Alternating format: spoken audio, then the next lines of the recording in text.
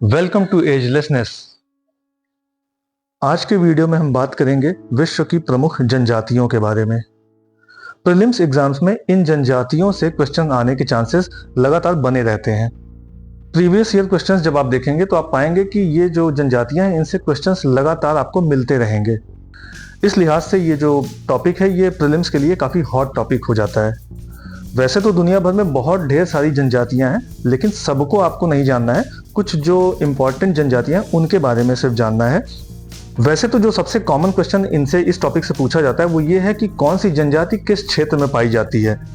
तो इस वीडियो में जो विश्व की प्रमुख जनजातियां हैं वो कहाँ पर उनका निवास स्थान है हम इसके बारे में पूरा देखेंगे। लेकिन उसके पहले कुछ 8-10 जनजातियां ऐसी हैं जिनके बारे में थोड़ा हम और जानकारी थोड़ा डिटेल में देखेंगे। तो सबसे पहले हम कुछ 8-10 जनजातियों को थोड़ा डिटेल में देख लेते हैं।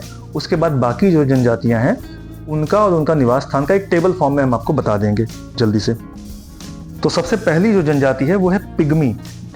इनके अगर निवास स्थान की बात करें तो कॉन्गो बेसिन के गैबन, युगांडा और दक्षिण पूर्व एशिया का जो फिलीपींस देश है वहां के वनों में मुख्य रूप से पाई जाती हैं। साथ ही साथ न्यू गिनी के वनों में भी ये पाई जाती हैं।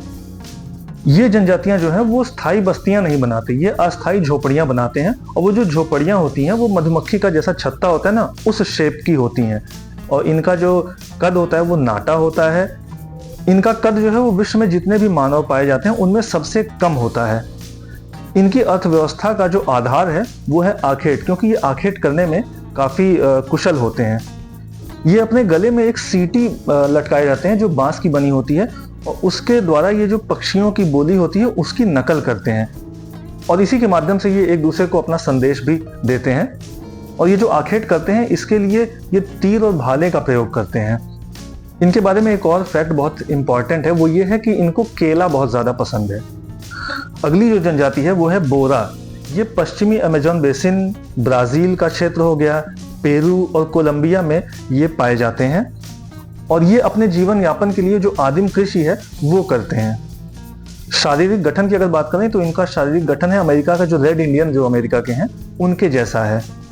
इनका रंग जो होता है वो भूरा होता है। इनके बाल सीधे होते हैं और कद इनका मध्यम होता है। जैसे पिछले पिग्मी में आपने देखा कि उनका कद काफी कम होता है, लेकिन बोरा का जो कद होता है वो मध्यम होता है।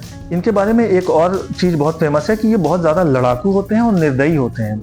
और जैसे उत्सव जो इनका होता है उसमें ये मानव हत्या और मांस भक्षण भी करते हैं। और इनकी अपनी जो झोपड़ियां होती हैं उन झोपड़ियों में ये मानव खोपड़ियों को लगाते हैं। ये इनका विजय चिन्ह की तरह से देखा जाता है इनके समाज में। अगली जो जनजाति है वो है सकाई। ये मलय प्रायद्वीप और मलेशिया के वनों में निवास करते हैं। इनका रंग काफी साफ होता है, कद इनका काफी लंबा होता है और शरीर जो है छरहरी होती है। इनका जो सिर होता है वो काफी लंबा और पतला होता है।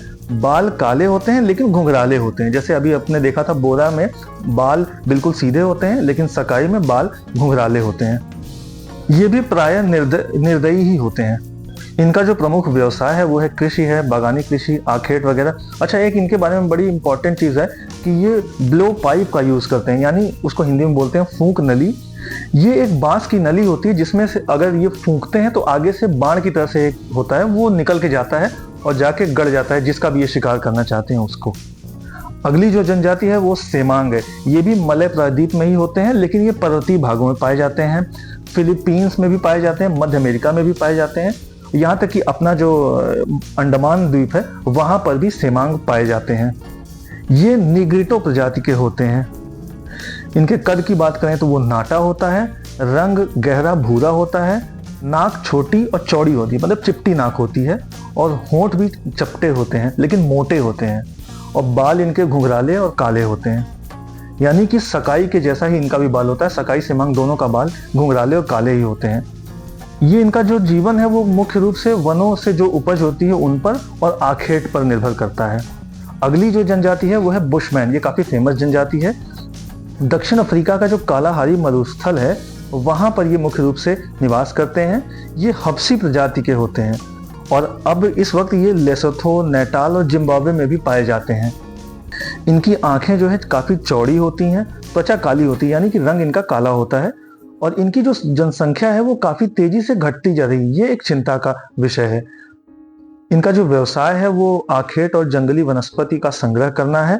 बुशमैन के बारे में एक इंपॉर्टेंट फैक्ट ये है कि ये जो बुशमैन है ये सर्वभक्षी होते हैं, और जो दीमक होता है उनको बुशमैन का चावल कहते हैं, यानी बुशमैन्स राइस बोला जाता है दीमक को। अगली जो जनजाति है वो है बद्दू।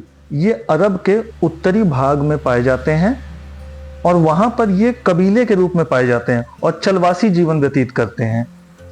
इनकी प्रजाति की बात करें तो ये निग्रोटो प्रजाति से संबंधित होते हैं और ये ऊंट हो गया, भेड़, बकरी और घोड़े को पालने का काम भी करते हैं।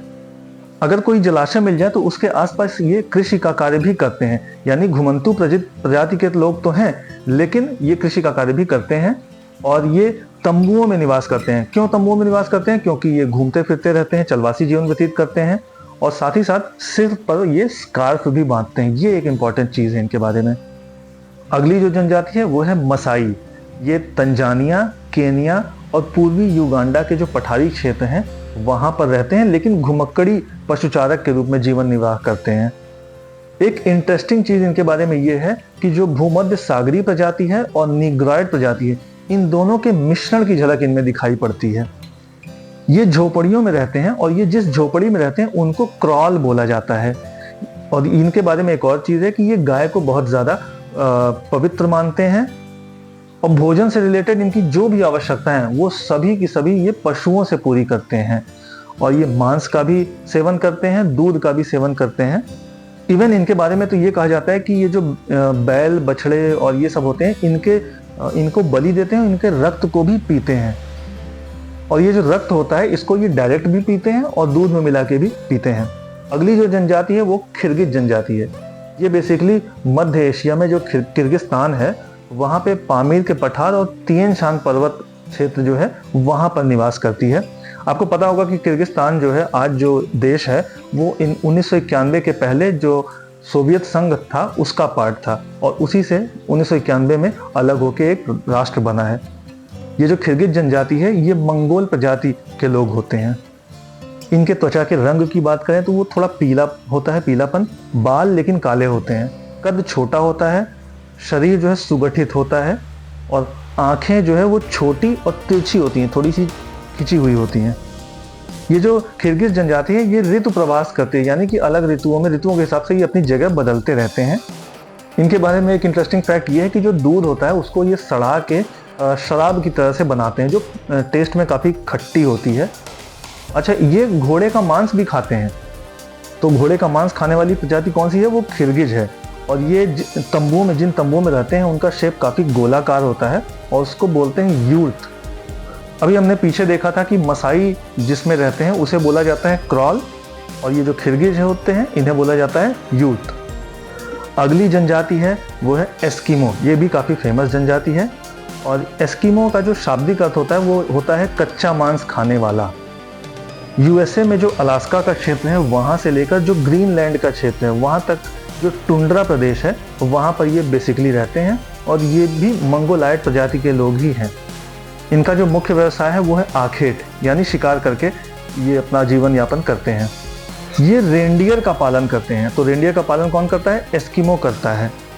ये जो है सफ़ेद जो भालू होता है उसका, सील मछली होता है उसका शिकार करते हैं और साथ ही साथ व्हेल का भी शिकार करते हैं। शिकार करने के लिए कभी कभी नावों का भी प्रयोग करते हैं। उन नावों को कायक बोला जाता है। ये ट्रांसपोर्टेशन के लिए एक गाड़ी का प्रयोग करते हैं जो बिना पहिए की होती है और बर्फ पे ये चलती है। आपने टीवी वगैरह में देखा होगा ऐसा, उसे स्लेज बोला जाता है। ये जहाँ रहते हैं उसे इग्लू बोला जाता है। ये बहुत ही फेमस क्वेश्चन है, अक्सर पूछ लेता है कि इग्लू किसका निवास स्थान है, तो ये एस्किमो का निवास स्थान है। और ये जो इग्लू होता है ये बर्फ के टुकड़ों से बना होता है। तो ये तो वो जनजातियां हो गई जिनके बारे में हमने डिटेल में देखा कि ये जनजातियों के बारे में क्या क्या खास बातें हैं। अब कुछ और जनजातियों के बारे में देख लेते हैं कि वो उन जनजातियों का नाम और वो कहाँ रहती हैं। इसको सिर्फ टेबल फॉर्म में देख लेते हैं। इसके बारे में सिर्फ इतना जानना है कि ये जनजातियां कहाँ रहती हैं। फुलानी जनजाति ये पश्चिमी अफ्रीका में निवास करती है। नूबा सूडान में, बर्बर मोरक्को में, इनुइट कनाडा में, वेद्दा श्रीलंका में, माओरी न्यूजीलैंड में, मायाज ग्वाटेमाला में, एनू जापान में, जुलू दक्षिण अफ्रीका में, बंतू पूर्वी मध्य एवं दक्षिणी अफ्रीका में, और काकेशस, काला सागर और कैस्पियन सागर के निकटवर्ती क्षेत्रों में पाई जाती है। बेसिकली ये पोलैंड, लिथुआनिया, मस्कोवा और रूस में मिलते हैं। तो इस प्रकार हमने आज कुछ विश्व की प्रमुख जनजातियों के बारे में जाना। प्रीलिम्स परीक्षाओं में इन जनजातियों से प्रश्न आने की संभावना लगातार बनी रहती है। हमने प्रीलिम्स नाम की एक प्लेलिस्ट भी बना रखी है अपने चैनल पर, जिस पे आप जाके बाकी जो भी टॉपिक्स प्रीलिम्स से रिलेटेड हैं उनको अच्छे से देख सकते हैं। प्रीलिम्स से रिलेटेड और भी इंपॉर्टेंट टॉपिक्स पर हम वीडियो समय समय पर लाते रहेंगे। Thank you. इसी तरह के और भी अपडेट्स जानने के लिए लाइक और सब्सक्राइब करें agelessness. Thank you very much.